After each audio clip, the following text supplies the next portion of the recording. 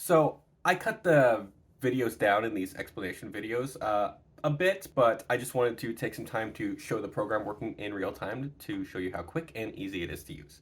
So I've got my example spreadsheets here. We got 4 quarters of sales for several different products here.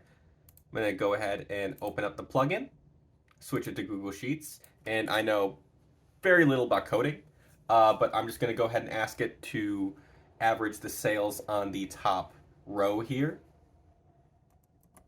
Average uh, data in cells B2 through E2.